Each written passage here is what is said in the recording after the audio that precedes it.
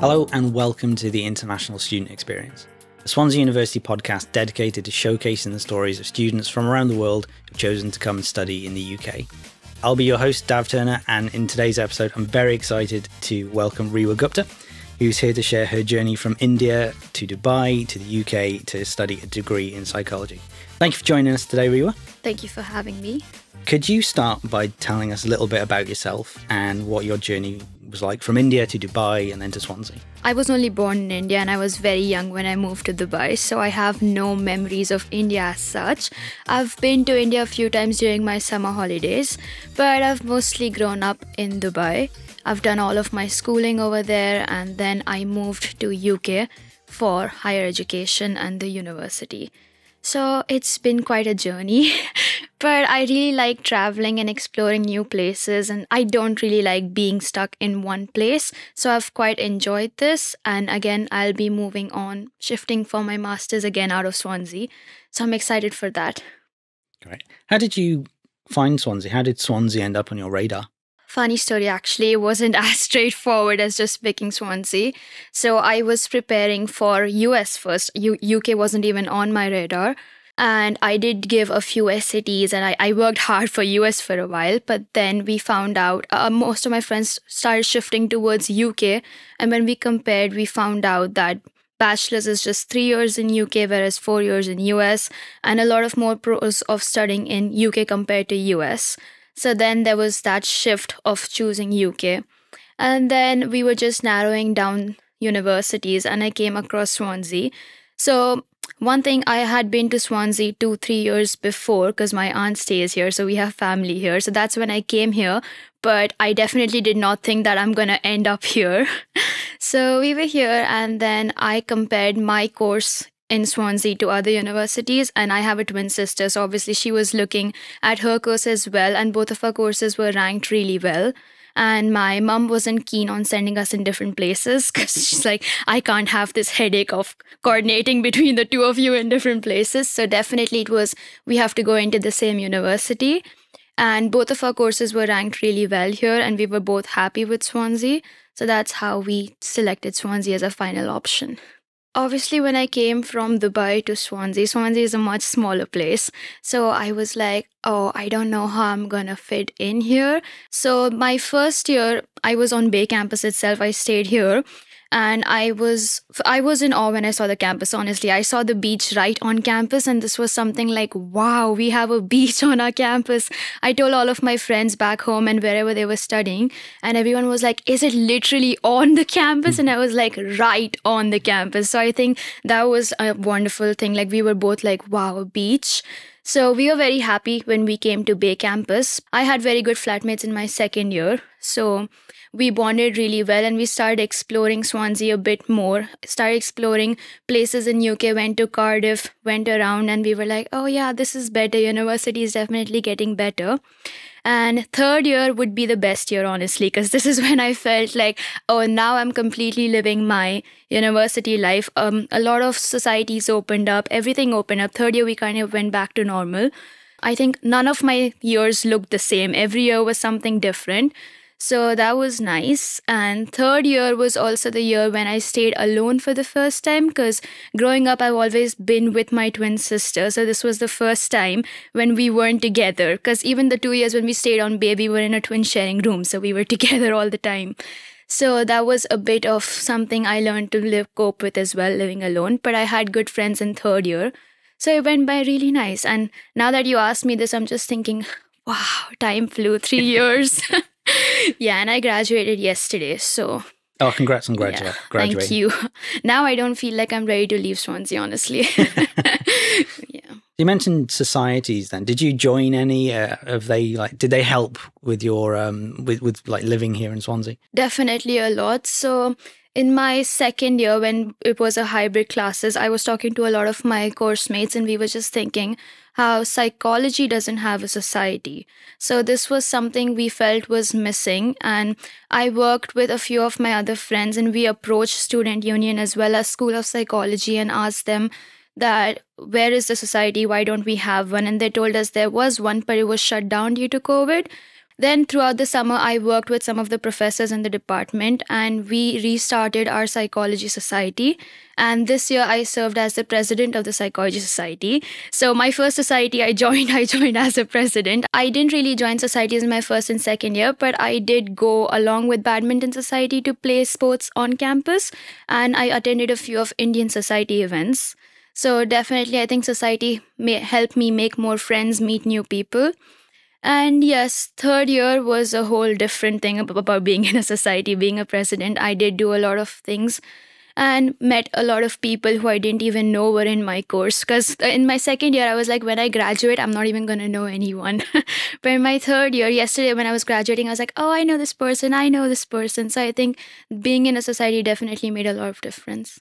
That's great. Did you get any chances to do any volunteering or anything like that?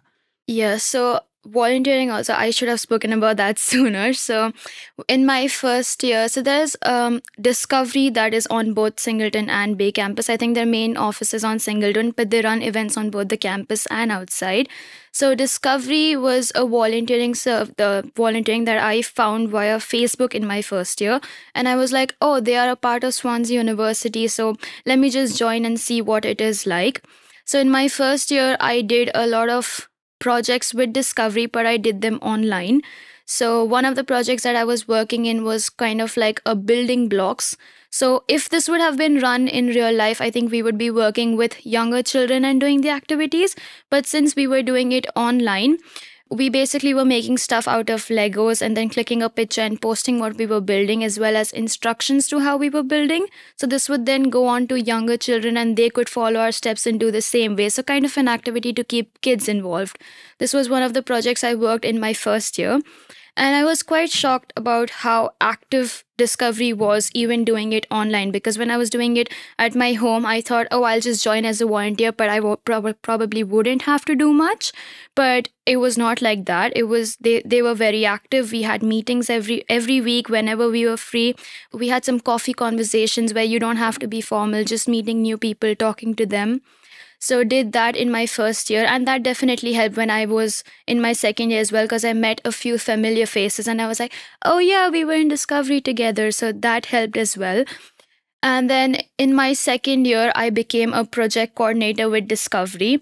So I found it a very nice way to develop my skills as well. And this is not something I would do if Discovery wasn't a part of Swansea University. But because we had this facility and so close to us, I think I continue to stay in that. And in my second year, I worked as a project coordinator for NHS PACs. And this time, instead of just being a volunteer and posting things, I was also leading a group of volunteers under me. So we would just meet up. And because we were still doing it hybrid during COVID, we would just do it online and we would create activities like word searches and stuff and send those to Discovery, who would then send it to NHS and they would print it out and send it to hospitals for people to have something to do. So this was really nice as well. And then again, because I was a project coordinator and I really enjoyed it, so Discovery does give you a lot of chances to grow. You're never going to be in one position. So in my third year, I applied to be in the board of trustees.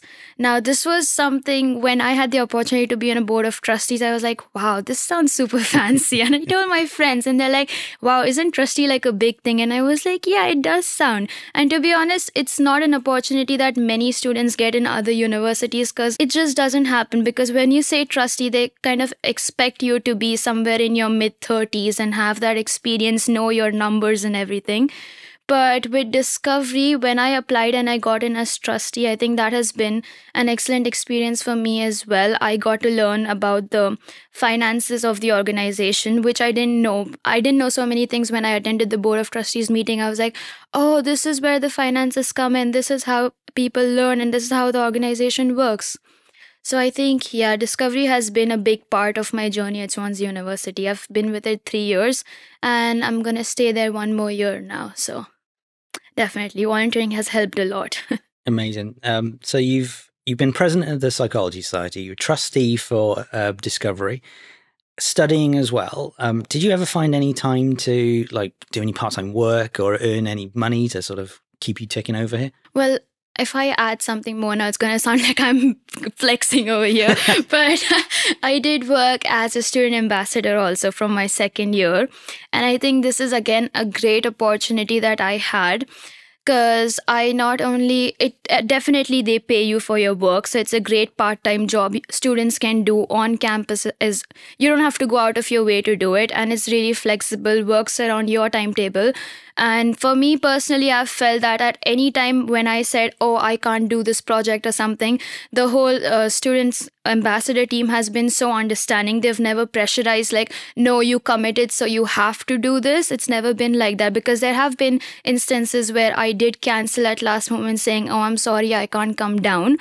But they've been very understanding about it. So this is a very good part-time job I found on campus over here. So mainly student ambassadors are involved in working in open days. And as an international student, I wasn't quite aware about the concept of open days, because from where I am in Dubai and stuff, we don't really have these open days at universities. And I didn't even know that there's something like this, because I don't think international students would really fly in to attend an open day. So I was like, oh, there's something called an open day. So my first open day, I was like, wow, this is an excellent thing universities do over here. Students come in, their families come in, you attend your subject sessions, you roam around the campus, see your accommodations. So this was something I was like, wow, really good insight. I wish I had this as an international student. I wish I got to see, because from what I saw about Swansea, everything was through YouTube. So I was like, oh yeah, this is really good. I like the concept of open days. And then as a student ambassador, I also worked on calling campaigns, which I found, again, I was like, wow, this is so good, because we were calling prospective students and just chatting to them. And whilst talking to them, I understood there are so many questions that prospective students have, and there are so many things that they need clarification on, especially there are a lot of concerns about, oh, how will I fit in? Or how will I make friends? And I felt like this is a really good initiative that we as students can talk to the prospective students and give them an insight that university isn't really all that hard. You do settle in. So that was great.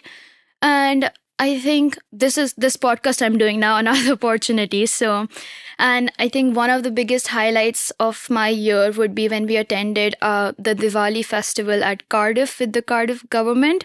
And I was like, oh, wow, it's a big event. It's with the government. So I've gotten a lot of opportunities being a student ambassador. So definitely whoever I talk to, even my friends, I'm like, you should apply for a student ambassador. And it's not like you'll be working all the time. You choose your projects. So this is a good opportunity.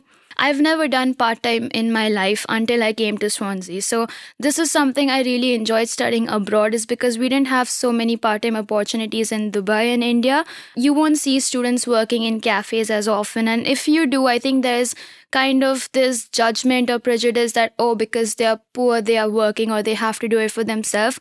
And this was not the case in UK, because I think everybody, from people from the age of 16 are working jobs, and which I think is really good. It makes you independent. And I think definitely it improved my time management, or else I would just be on my TikTok and my bed. So this definitely helped. Being engaged in so many things definitely helped me improve my time management and meet new people as well. I did keep up with a lot of projects as student ambassador. So that was something I'd suggest students to do more. That's great. And I think with the current pressures like the cost of living crisis, the flexibility of being able to earn some money as a student ambassador is really useful. It's really interesting you mentioned that about there not being that many part-time available jobs in Dubai. How did your family, because with your sister here, they probably keep in touch quite a lot. How did your family perceive how you were studying and also balancing work alongside it? So at first, when I told my parents that, oh, me and my sister will join Amazon warehouse for the job, and I told them this is what the job would be like, my dad was like, oh, am I not sending you enough money? What is this? Why do you need to do it?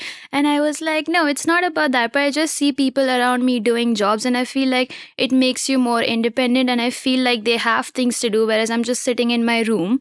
So at first it was a bit like, oh, are you sure you want to? Because my parents have always been saying like your studies should be your priority. And I think with an Indian culture and background, everybody's just focusing on their studies. They do extracurriculars, but when it comes to work, I think the expectation is that you do your undergrads, do your masters, and get a job. It's not like you do your undergrads while you work and stuff.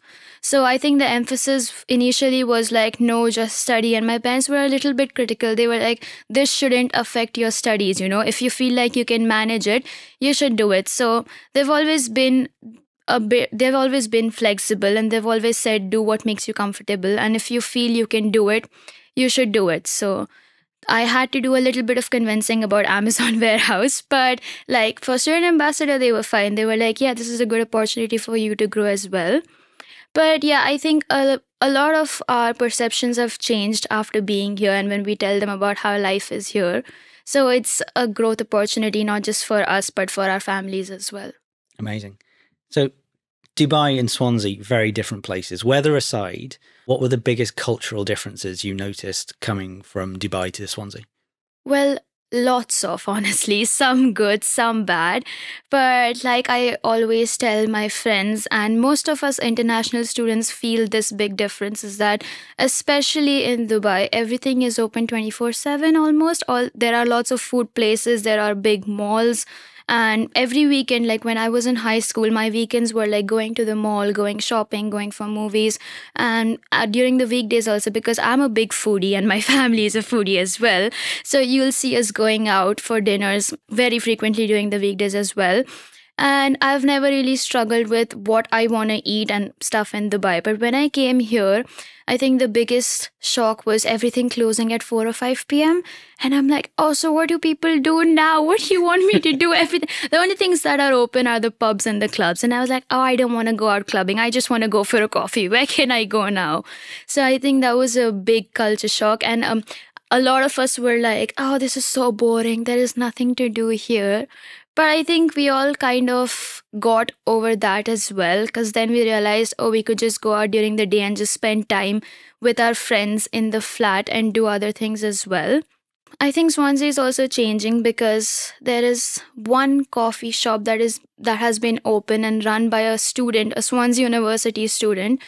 And they were just that's a coffee shop that's gonna be open in the evening hours, late evening hours, from 6 to 11 p.m. So when we found out about that, we were like, oh, finally a place to go in the evening that doesn't involve alcohol. So definitely I do see a lot of changes happening in Swansea as well. But yeah, I think rest apart, I did make quite a good few friends. And I had my sister by my side, so homesickness wasn't really a thing that happened to me. First and second year on Bay campus, because COVID was quite a thing that time. So when me and my sister got COVID, we were alone on Bay campus. And my mom was a bit concerned, like, how are you going to manage everything and stuff? And we were alone in a flat of 10. So we were like, oh yeah, let's just see what we can do. But I was very shocked, and honestly, I did not expect that. But the security that was working on Bay campus, they came up, they brought us food, they brought us medicine. And I think the most shocking thing was when at night, 10 p.m., somebody knocked on our door and we were like, oh, should we open it? I don't know what it is. But then we saw it's the security, and he was like, I'm just here to have a chat with you. If you're feeling lonely or anything, if you want to just talk, I'm just here to chat. And I was like, wow, this is something they would do. Like, they would come up to talk to their students just like that. So I think that was a wow, because when I was talking to my friends in other places, they were like, oh no, the universities didn't even help much with food and medicine, and they had to manage everything on their own. My mom was so happy. She spoke to one of the security guards and she was like, oh yeah, definitely. I'm so thankful to you for taking care of them and stuff. So yeah, definitely did not feel homesick, felt very welcomed, and very much in my second year only, I was very comfortable being in Swansea. So you mentioned being a bit of a foodie. Have you got favourite places around here that you can go for food? Well, yes, I've tried almost everything in town and on Mumbles, because I had one of my friend also, and she's also a big foodie. So we were like, we know what we are doing every weekend. We are trying all the food places around in Swansea. So we did try a lot of food places, and I think my favorite recommendation would be Founders & Co. That's on Wine Street. They just have all the variety over there. And my sister is a picky eater, so this has always been my favorite place. I was like, you get what you want and I get what I want, all in one place. So definitely Founders & Co. has to be my favorite one. What's next for you? What's coming up for Rewa after Swansea? I was inclined on finding a graduate scheme for a long time, but that didn't work out quite well. So now I've applied and I've gotten in for masters at King's College. So that I would be starting from September. So right after this, right now I'm just packing up my room and everything. Quite a sad moment. I was like, I don't want to leave Swansea, but I also did find the course over there. So I'm shifting over there. And definitely I'm going to keep coming to Swansea because my sister's here the next year. So I was like, yeah, I'll come visit you because London is so fast paced and so many things. So I was like, definitely when I want to wind down and I just need a little so slow pace and all these lovely beaches, I'm back in Swansea. Have you got any advice for any potential students who were thinking about coming to study here from abroad? Not an advice as such, but I just say that take the step and don't be so scared, because I was a bit scared at first. I was like, and my parents were a bit scared because they were like, oh, we'll be sending you away for the first time. So I would just say that take the step and it's going to be worth it, and make the most you can while at universities. Join all the clubs and societies, go for events, and yeah, just enjoy your time at university. Thank you, Rewa. Thank you for your time today and sharing your stories with us. And thank you for listening to the International Student Experience, a Swansea University podcast. If you want to find out any more or listen to the rest of the podcast, visit swansea.ac.uk/international.